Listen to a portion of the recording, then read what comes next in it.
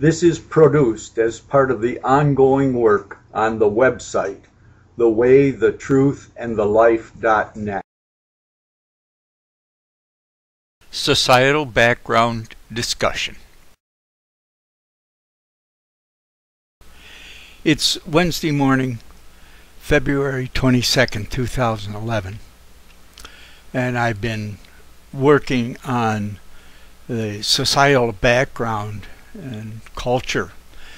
I've been working with the insight of how the word culture, meaning to grow for humans, meaning to grow healthy human beings, how that word has been corrupted into narcissism and referring to self-interest indulgences and the glorification of narcissism.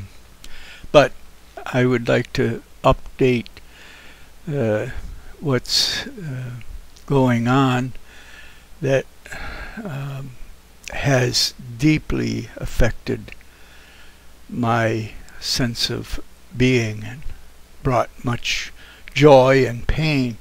The young man in Tunisia that sacrificed himself. The epicenter of Tunisia's uprising lies here in the small dusty town of Sidi Bouzid. Vegetable seller Mohamed Bouazizi argued with a policewoman who confiscated his produce and scales yet again.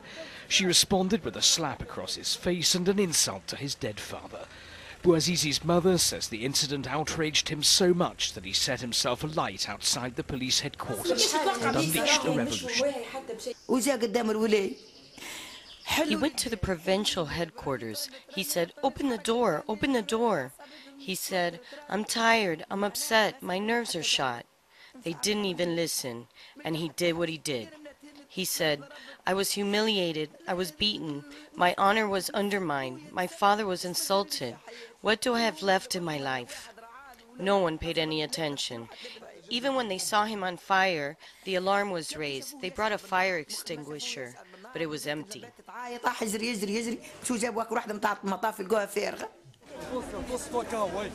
Mohamed Bouazizi died later from his burns, but his actions captured the imagination of millions. Demonstrations have spread across the country. Leader Zayn al-Abidine Ben Ali was deposed after years of oppressive rule. The country's interim president is pledging a complete break with the past. Back in Sidi Bouzid, hundreds turned out on Wednesday to greet an opposition leader finally able to return from political exile. Monsef Marzouki plans to run for president. Mohamed Bouazizi's family is still grieving over his death, but proud of his part in shaping what could be a new Tunisia. We are all proud of Mohamed Bouazizi. In every street and every province, they are proud of Mohamed Bouazizi. And in every place, he is a symbol. He is a symbol for the nation, and God grant mercy on him and allow him into paradise. Of the policewoman whose actions enraged Mohamed Bouazizi enough to set himself alight and in turn ignite the outrage of a nation, his family says God will be her judge. For his friends and the effect now in Egypt and I'm grieved, the terrible things going on even today in Libya with Gaddafi, but this is Christ's Spirit. Jesus said, "Greater love hath no man, that he laid down his life for his friends."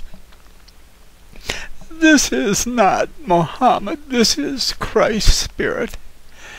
And I just hope that more and more of the young people that are able to love their family, love their friends, love life enough to sacrifice to make it better. That is Christ's Spirit, not Muhammad's. Muhammad had hate and vendetta and used service to some god as a rationale to murder people. This isn't what many of these young people are doing. they are following Christ's example. I just hope that home churches can form and people can share their experience with one another, and that it can help bring more love, that we could have insight into how to build a healthier culture in society, that this gift of life, in God we live and move and have our being, that we can use our gift of life like a cell in the body.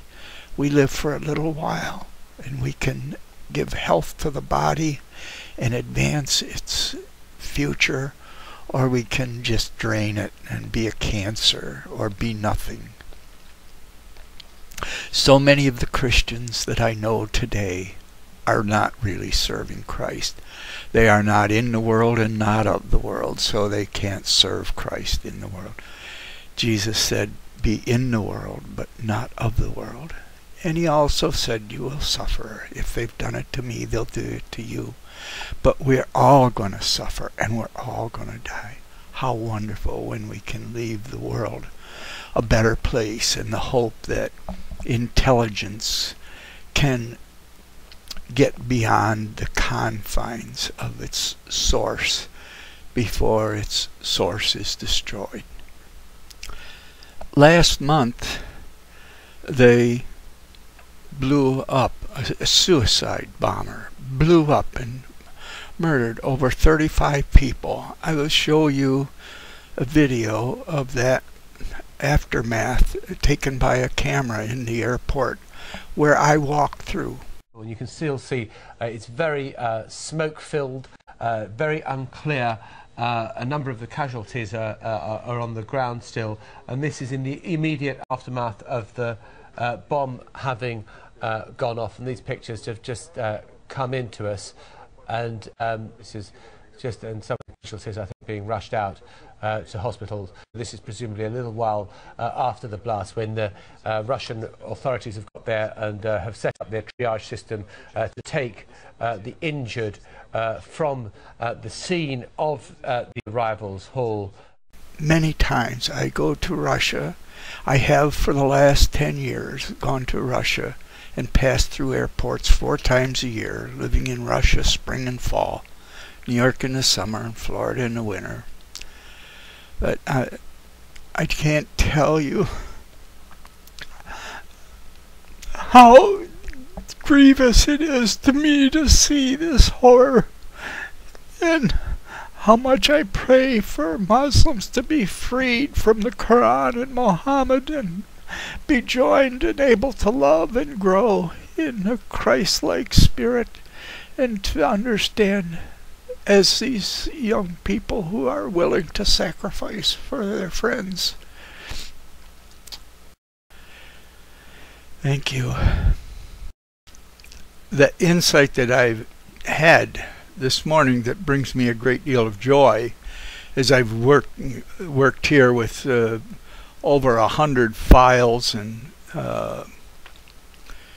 what I understand differentiating between society, group behavior and development, and culture, healthy child rearing and development. I also have another confusion, and that is some of the things, rather than background, are observations, and others are analysis, and others are synthesis. And what I need to do now is to go through and determine which are which. And the joy comes from my experience as a physics teacher, where I didn't teach knowledge. I organized experiences so that the students could experience reality and gain insight from their own experience. I set up the experiments where something would drop, or something would move, or something would accelerate, or things would collide, or a spring would bounce, or whatever. It was an investigation that the student would carry out. They would experience, they would make observations and then analyze them. And I have great joy this morning in the anticipation of doing a better job with the societal and cultural files that I have, that I can organize them to help, and particularly the joy of observations, present day observations. Background is our cultural insight into the past that makes sense as we gain deeper and deeper insight. But the insight comes from the experience of reality today, and our ability to investigate deeper and deeper into the historical evidence of DNA, of archaeology, of geology. All of these are like parts to a puzzle that we can make present day observations and then gain insight to the past through cause-effect relationships. Seeing the effects today, we can understand the causes that went before. Which comes first, the chicken or the egg? And of course, in our human learning, that's a more like a spiraling process of going up. As the more insight we gain, the better we can understand our present day observations, and the better we understand our present day observations, the better we can understand the past which caused them.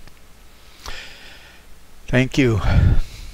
1 John 4:8 He that loveth not knoweth not God, for God is love.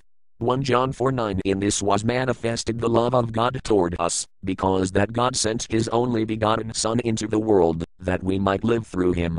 1 John 4:10 Herein is love, not that we loved God, but that he loved us, and sent his Son to be the propitiation for our sins. 1 John 4:11 Beloved, if God so loved us, we ought also to love one another. 1 John 4:12 No man hath seen God at any time. If we love one another, God dwelleth in us, and his love is perfected in us.